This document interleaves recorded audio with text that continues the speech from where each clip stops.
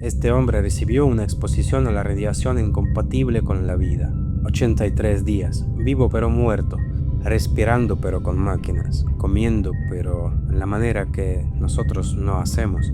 Hay personas que mueren en segundos, otras en minutos, y luego están las que siguen con vida cuando su cuerpo ya no puede vivir.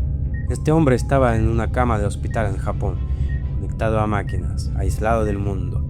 Los médicos sabían que su ADN estaba destruido, que su cuerpo ya no podía regenerarse, que no existía tratamiento capaz de revertirlo. Y aún así siguieron adelante, durante días, semanas, durante 83 días.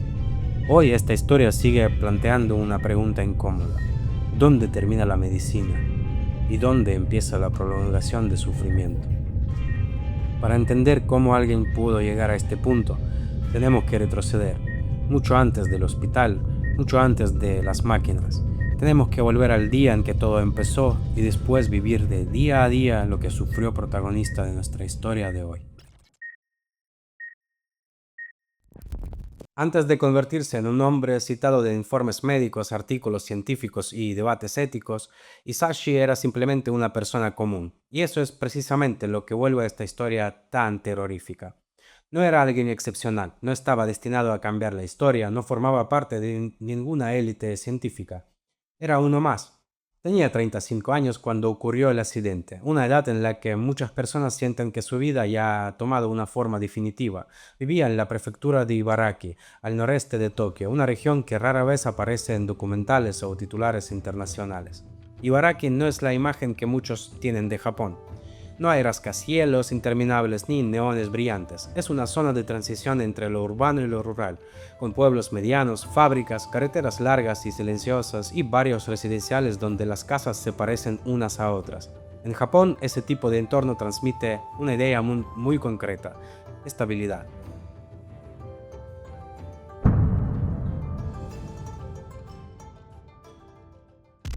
Isashi trabajaba para la empresa JCO, dedicada al procesamiento de combustible nuclear.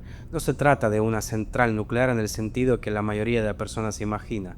Ahí no se generaba electricidad. El trabajo consistía en preparar uranio para que pudiera ser utilizado posteriormente como combustible en reactores nucleares. El 30 de septiembre de 1999, Ouchi y dos compañeros estaban realizando una tarea rutinaria. Preparaban una solución de uranio enriquecido que debía procesar antes de su posterior.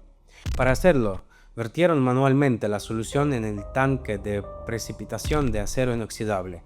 Ese tanque no estaba diseñado para evitar una acumulación crítica de material nuclear, pero llevaba años utilizándose de ese modo. Cada vertido aumentaba la concentración.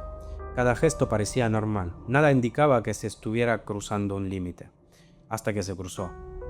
En el momento exacto en que la cantidad y la geometría del material superaron el umbral crítico, el proceso dejó de estar bajo control humano. Durante unos segundos se inició una reacción nuclear autoextendida. No hubo explosión, no hubo fuego, no hubo una alarma inmediata, solo una luz. Una luz azul intensa que apareció de forma repentina en la sala. Los trabajadores no sabían exactamente qué significaba, pero ese destello, conocido como efecto Cherenkov, es una señal inequivocada de radiación extrema. Ese fue el instante decisivo.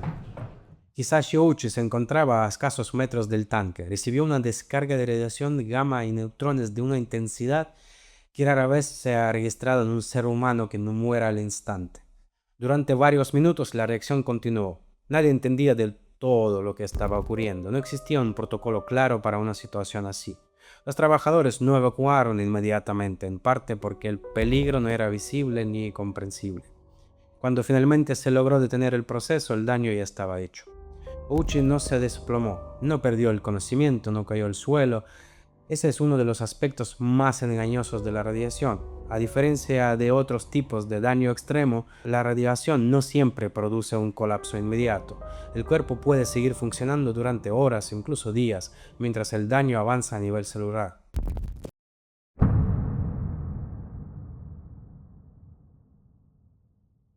Poco después del accidente, Ouchi comenzó a sentir náuseas intensas, vómitos, debilidad extrema, un malestar profundo que no se parecía a nada conocido.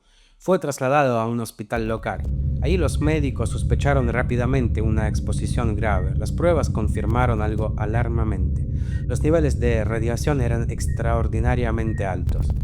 La noticia se propagó con rapidez entre especialistas en medicina nuclear y radiobiología.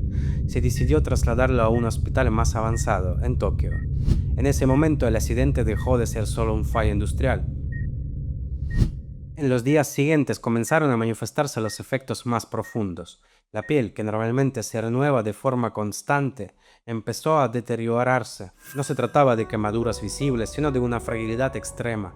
Al mínimo roce se dañaba. Las capas protectoras del cuerpo habían perdido su capacidad de regeneración. El sistema digestivo fue uno de los primeros en fallar de forma clara. Las células del intestino se renuevan a gran velocidad en un cuerpo sano. Al perder esa capacidad, el proceso de digestión se volvió ineficaz y doloroso. Aún así, el corazón seguía latiendo, los pulmones seguían funcionando con ayuda, el cerebro permanecía consciente durante parte del proceso. Eso es lo que hace que esa historia resulte tan difícil de asumir. Desde fuera parecía que la medicina estaba funcionando, pero a nivel celular el daño avanzaba sin freno. Los médicos intentaron una de las pocas opciones disponibles, un trasplante de médula ósea. La idea era sencilla en teoría. Si el cuerpo no podía producir nuevas células, quizás podría hacerlo con ayuda externa. El trasplante se realizó, pero el resultado no fue el esperado. El ADN de Ouchi estaba tan dañado que incluso las células trasplantadas tenían dificultades para sobrevivir. No encontraban un entorno estable en el que reproducirse. Los riñones comenzaron a mostrar signos de deterioro. El hígado dejó de funcionar con normalidad. Cada órgano dependía del funcionamiento de los demás y al fallar uno arrastraba al siguiente. La medicina actuaba como un andamiaje. Sostenía una estructura que ya no podía sostenerse sola. Cada día se realizaban ajustes, cambios en la medicación, nuevos intentos, pequeñas intervenciones que en conjunto mantenían al cuerpo funcionando, pero un poquito más. Desde el punto de vista médico el caso era único. Desde el punto de vista humano era una agonía prolongada. La radiación había destruido algo que la medicina no puede reemplazar, la capacidad del cuerpo para regenerarse a sí mismo. La respiración era asistida, la nutrición era artificial, la regulación de fluidos era controlada, la defensa frente a infecciones inexistente, sin intervención externa. Pero el sufrimiento no era abstracto. El dolor estaba presente, las infecciones aparecían con frecuencia, las hemorragias eran constantes y difíciles de controlar. Hay testimonios que indican que Hisashi en el momento de lucidez expresó su deseo de que el tratamiento se detuviera, que no quería seguir, que el dolor era insoportable. Y aún así el tratamiento continuó, no por crueldad, no por indiferencia, sino porque nadie sabía exactamente cuándo una intervención deja de ser un intento de salvar una vida y empieza a ser la prolongación de un proceso irreversible.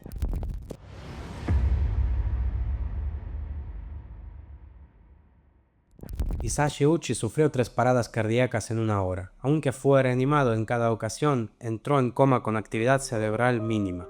Después fue conectado a un respirador artificial, sus enzimas hepáticas se dispararon, el mojo aspergillus, que es un hongo, se extendió por todo su cuerpo. Los últimos intentos de injerto de piel fracasaron. El cuerpo de Hisashi ya no seguía un ritmo humano, seguía un ritmo clínico. Cada jornada se organizaba en torno a parámetros, cifras, análisis y ajustes constantes. No había noches tranquilas ni normales, solo con vigilancia. En el día 81, en una reunión familiar, concluyó: no se intensificaría más la atención médica. Su esposa suplicó: quiero que llegues al año 2000. 21 de diciembre de 1999, 83 días después del accidente. El corazón de Hisashi falló irreversiblemente. La muerte se atribuyó a un fallo multiorgánico a las 11:21 de la noche. La muerte de Ouchi no fue el final de esta historia. Fue el momento en el que todo lo ocurrido dejó de pertenecer solo a una habitación de hospital y pasó a convertirse en un asunto público, científico y ético. En Japón, el accidente de Tokaimura provocó una conmoción profunda. No solo por la gravedad de la exposición a la radiación, sino porque había ocurrido en un entorno que se consideraba seguro. No se trataba de un reactor fuera de control ni de una catástrofe natural. Había sido un error humano dentro de un sistema que llevaba años funcionando con procedimientos incorrectos.